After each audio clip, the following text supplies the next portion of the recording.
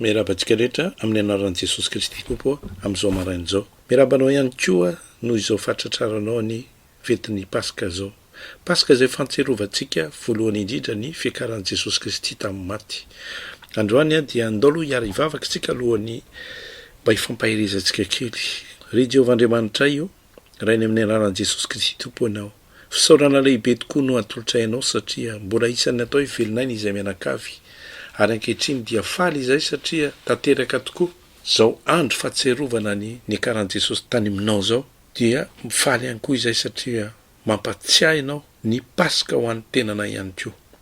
Aoka ny fanamasinao no ampianatra anay tsirairay avy ny teny izay fampizarana eto izay avy aminao, esory izay rehetrarehetra tsy avy aminao aminay tsirairay avy, ary aoka re ianao Andriamanitra no amboly ny teny izay mitondra ny fanavaozam-panahy, izay mitondra ihany koa ny fikolokoloana ny tenanay ho any amin'ny fahatanterahana ary ho an'ny famasinana ihany koa. Voninahitra anao Andriamanitra miteneny ianao amin'ny anaran'i Jesosy. Amen. Endry ava-malala ao amin'ny tompo rehefa miresaka paka moa isika dia matetika zavatra mahafinaritra foana satria voalohany indrindra dia andro tsy fianarana, andro tsy fiasana, ary isy koa ny lundi de Pâques izay mahafinaritra antsika hoe andehanao pique-nique. Enina amin'izao andro confinement zao moa zany ho an'ny tsirairay avy dia voatery zany samy mametraka ny tenany any tokantranony any, ary zay indrindra ny tena fampatsahivana lehibe izay ataon'Andriamanitra antsika. Ary tsy tonga ho azy zao satria efa be dehibe, tsy haiko ianao na firy taona no amin'izao fotoana zao, ary zay isan'ny taonanao zay mipaka efa nilalovanao, ary mba nahatsapa ve ianao tamin'izany fotoana zany hoe efa tena resy lahatra hoe inona moa no tena dika mipaka eo amin'ny fiainako ary fiainanao. Voalohany indrindra mipaka moa dia passage na hoe ampesana karazana fifindrana toerana anankiray ho amin'ny toerana anankiray. Ary ny paka ntsika kristianina, paka dia fitsanganana, zany hoe raha nisy ny fitsanganana ny dikan'izay tao alohan'izay nisy ny atao hoe fahafatesana. Raha nisy ny fahafatesana dia nisy ny atao hoe fiainana. Zavatra tsy maintsy misy anankiroa zany, ary tokony hisy impacta eo amin'ny fiainako amin'ny fiainanao hoe inona zany no fifindrana teo amin'ny fiainako ary fifindrana makaiza ny eo amin'ny fiainantsika. Tsara apatsahivina dia ovakitsika ny tenan'Andriamanitra voalazan'i Paoly zay tena manamafy tokoa ny ty atao hoe Paska amin'izao fiainantsika izao. Korinthiana voalohany 5:17. Efa rehanao ombenombeny izy io fa averintsika androany afahantsika manamafy indray ny zavatra efa ainao sy zavatra efa rehanao. Vakiko amin'ny anaran'i Jesosy. Esory ny masirasira ela mba ho vongana vaovao ianareo. Ary izay tsy misy masirasira anareo fa voavono Kristy Paska ho antsika. Amen. Rehefa miresaka an'izany dia le farany ambany io hoe voavono Kristy Paska ho antsika. Esory izy ny masirasira ela mba ho vongana vaovao ianareo, araka izay tsy misy masirasira anareo. Rehefa miresaka masirasira zany dia tsaroa fa raha manao sakafo ianao, rehefa manao laoka ianao ka tsy misy ny sira dia avy de fantatra hoe laoka pur zany. Fa rehefa misy goana sira dia hoe nisy fangarony zay. Eto zany ny tenan'Andriamanitra dia maka n'io sarin'ny zavatra io hoe karazana parabola hoe masirasira zany hoe fangaro. Izasy ianao koa dia angatahana hoe tsy mifangaro. Averiko indray mandeha. Satria tsika le mbola taloha mifangaro, mbola nisy masirasira. No ny diovina lasa pura zany izasy ianao. Ary zay no nampatsevon'i Paoly hoe maty Kristy Paska ho antsika. Maty Kristy Paska ho antsika.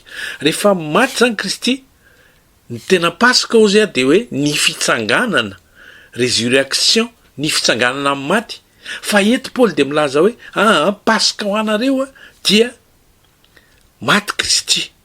Rehefa midika reo hoe maty Kristy, ao zany ny atao hoe taiza.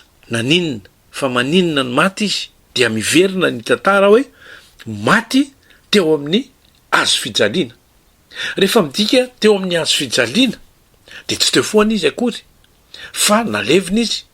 Ary rehefa nalevina izy dia tsy takan'ny olona rehetra satria tamin'ny andro fahatelo izy dia niakatra ho any an-danitra. Zay zany no zavatra lehibe hoe teo amin'ny hazofijaliana sy ny fitsanganany. Rehefa mamaky tsika ny tenin'Andriamanitra ny azo fijaliana dia tsy saro fantatra hoe midika inona le etapy aloha. Ny azo fijaliana dia voalazan'ny tenin'ny soratra masina, voalazan'ny Paoly any amin'ny Korintiana 1:9 hoe fahadalana ho an'izay overiny teny hoe azo fijaliana. Raha mankata hazo anankiray zao hazo fijaliana reny lanjain'olona reny ataon'olona chapelet, raha mijery fotsany amin'ireny ka tsy kristianina dia fo zay hoe indray zany lamody satria manao chapelet, manao collier misy lacroix, ny sasa moa ataony eny misofina lamody zany iny dia samy mba manao daholo ihany, tsisy zavatra fantatra. Fa rehefa jerenao amin'ny herin'Andriamanitra izy dia misy zavatra lehibe finosiny hoe herin'Andriamanitra ho fahamonjena ho an'izay mino, zany hoe fahadalana ho an'ny izay overy ozy izy, herin'Andriamanitra n'izay ho vonjena ihany kosa. Zasy ianao eto zany dia te hanambara ary mamerina indray hoe teo amin'ny hazo fijaliana no nitombohany ny atao hoe famonjena. Fa maninona ny atao hoe famonjena teo amin'ny hazo fijaliana? Izasy ianao taloha lehibe masirasira be iny tsika dia le mbola taranaka le Adama ozytsika, ary na tiatsika na tsy tiatsika dia mizotra makany amin'ny fahaverezana le taranaka Adama. Fa inona no nataon'Andriamanitra? Verina ihany amin'le hazo fijaliana. Romana 5:7 dia naniraka ny zanany izy, naka inona? Endriky ny nofo ota sy ota ozy izy, anamelohana ny ota teo amin'ny nofony, naka endriky ny ota. Zany hoe zanak'Andriamanitra zay tsy nananota. Ozy Paoly ihany any amin'ny 2 Corinthiens 5, izay tsy nalala ota dia efa natao ota amonjena antsika mba ho tonga inona? Fahamarinan'Andriamanitra eo amin'ny isika. Zay le tiako lazaina hoe tsara ho fantatsika inona ny tena antony teo amin'ny hazo fijaliana. Rehefa niteny Jesosy hoe vita, araka ny Jaona 7:17 dia tanteraka zany fa nitondra ny tena niota izy nomelohana teo amin'ny hazo fijaliana. Ka raha izany ara zany hoe izasy ianao, Romana 9:9 dia manazava hoe ny nafatesany dia maty amin'ny ota indray mandeha izy, fa ny amin'ny havelomany kosa dia velona ho an'Andriamanitra izy. Ka izasy ianao mpanaraka azy araka ny voalazan'ny Kristy hoe raha misy te hanaraka azy dia tsy maintsy mamono ny tenany, zany hoe mamoy ny tenany. Any amin'ny Luka 7:7 izy zay miany ainy ozy izy dia mamono ny ainy, fa zay mahafoy ny ainy kosa no manavitra ny ainy.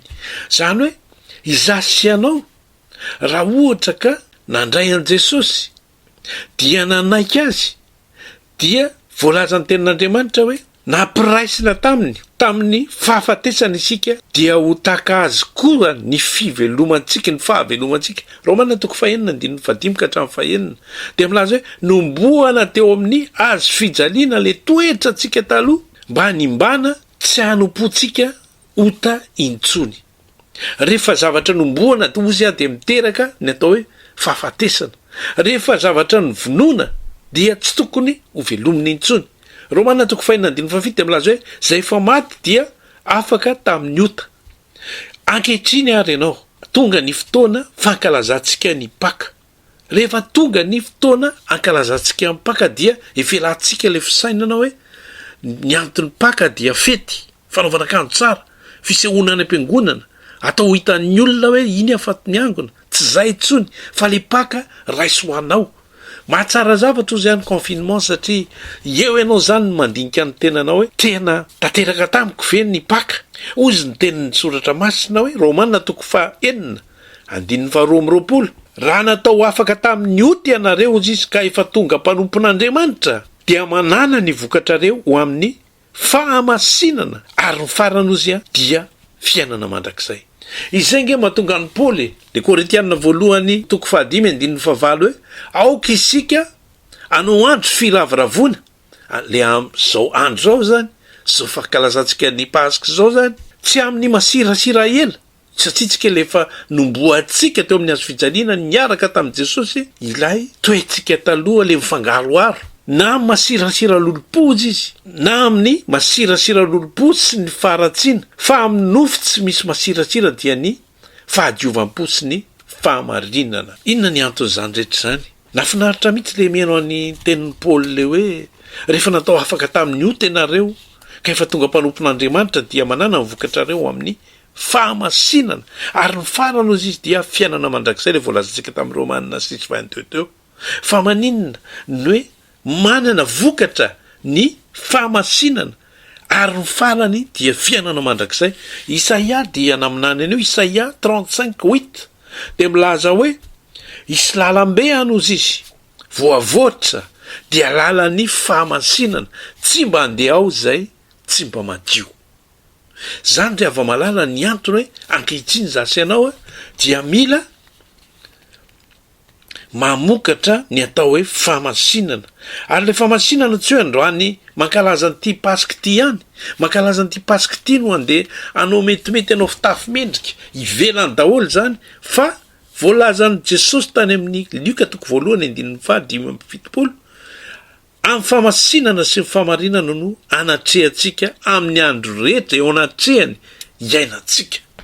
Ry ava-malala ao amin'ny tompo, raha mbola tsy tanteraka teo aminao zany tenin'Andriamanitra zany isaora ianao an'Andriamanitra hoe tsy anisan'ny maty ianao maly.